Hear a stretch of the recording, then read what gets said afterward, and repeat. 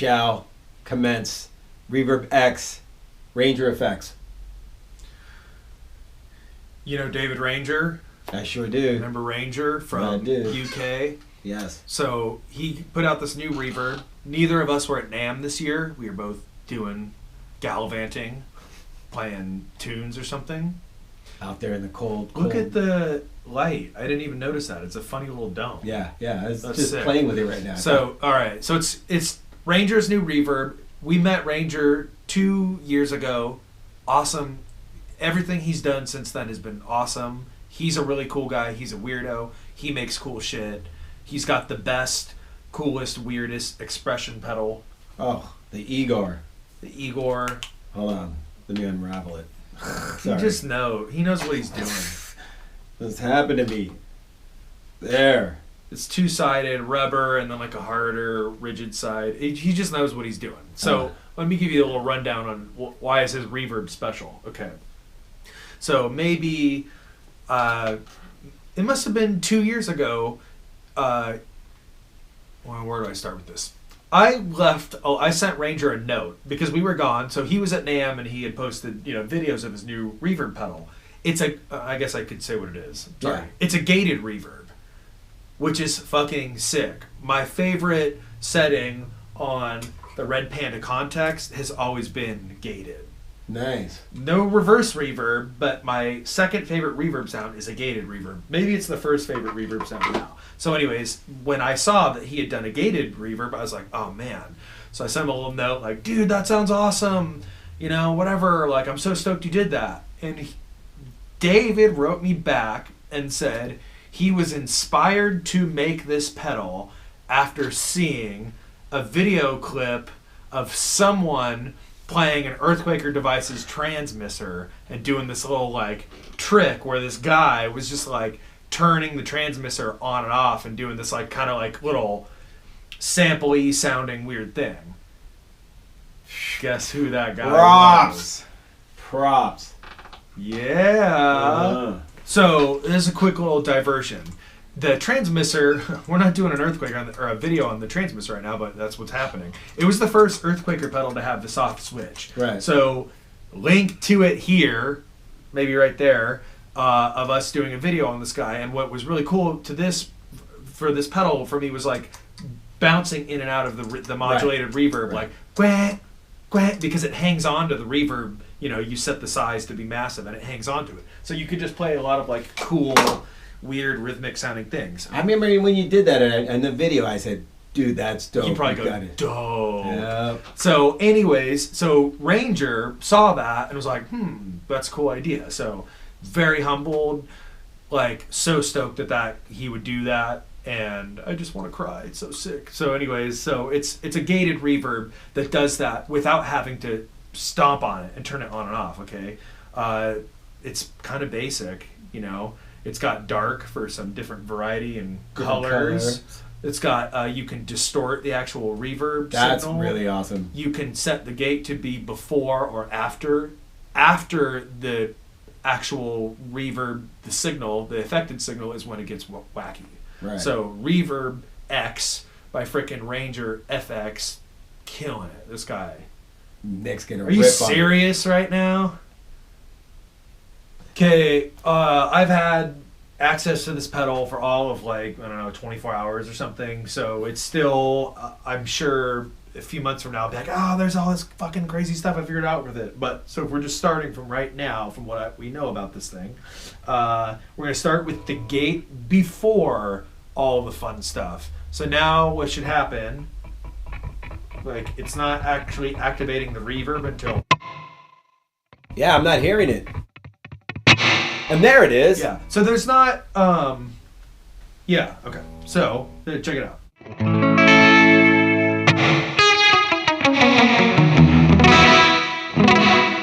It's a nice reverb. Put in this... We'll undo the dark and just see the difference in that. Yeah, okay. Distortion. So this is kind of a funny thing. You don't see this on reverbs very much, where you can just distort the reverberated signal.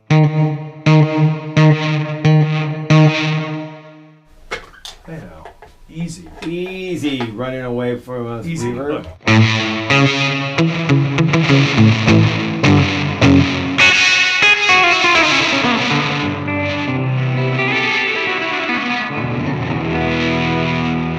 Okay, get that reverb out of there. Now let's get to the real meat and potatoes, the filet mignon of this Reverb-X. We'll hit the gate button. Watch.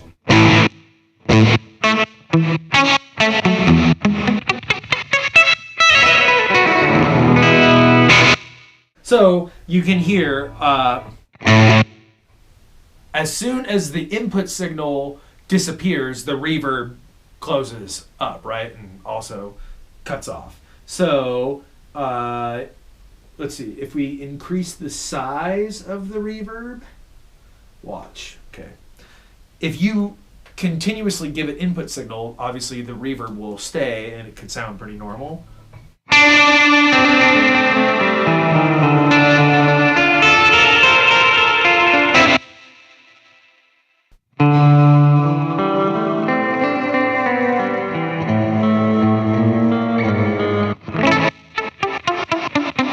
So check this out. So that's how I figured out how to demonstrate what's actually happening. So if I, hit something high and then I pulse on something lower, you can still hear it holding on to, the previous signal input and then just kind of pulsing it when it gets new signal. So check it out.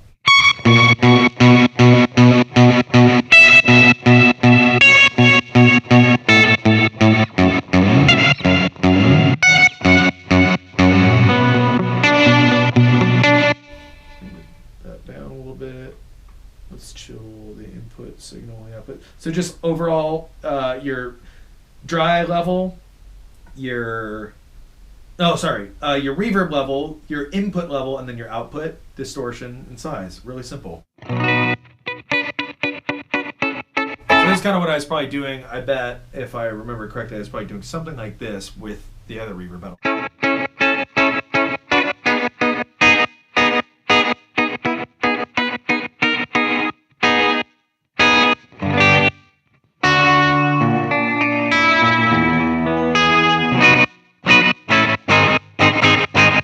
So it's lots of possibilities. I was talking with a friend the other day about how, man, like it's just cool when someone hits on a interesting reverb. There's not too many, don't you think? Like new reverbs, like doing maybe reverb is kind of like a tricky thing to develop a new sound out of it. But I think having something like this, like that way just compressed fucking it's unique, big signal that only hits with that the gate at the other end of it. That's something that you do in post-production. If you're in Ableton or whatever, and you're like, oh, this sounds crazy when the snare's hitting, and I just want it to like the reverb blasts on the actual snare. Well, that's what this, it's pretty crazy. It does really cool things. So I imagine like writing with this is probably really cool.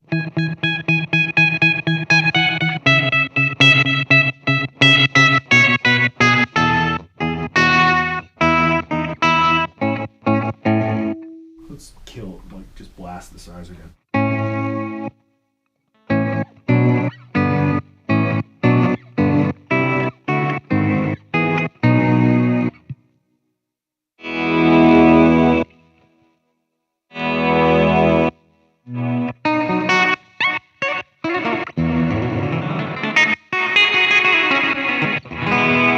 What's it sound like on bass? All right, what's up with this setup? What do you got this set for? Just something cool sounding? Well, first of all, check this beautiful Jonas Hellborg Warwick bass that custom made for me. Mine's 31.5 inches. His is 32. His is one pickup. Mine is two. So how many custom basses have you had built in your entire career? Not that many. Probably Lakeland was really sweet to me. Fender only made one custom shop for me. Aww. Yeah. It could have been nicer. Oh well. Here we go. Ready? Here's my setting. So it's kind of similar to Nick's, but you know what? I was playing around with it and I wrote something and I go, oh wow, if I wrote something that means it's musical. So I mean meaning the pedal is not, I'm whatever. But here we go.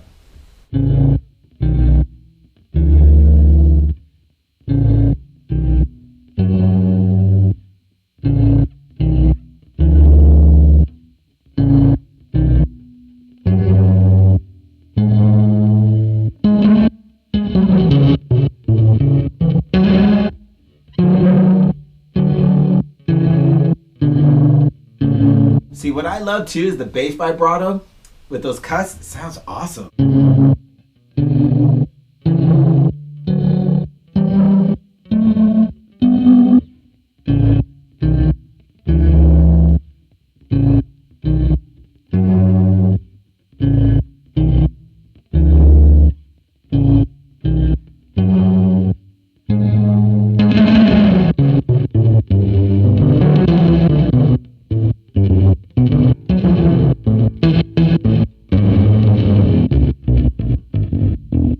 I think it sounds great.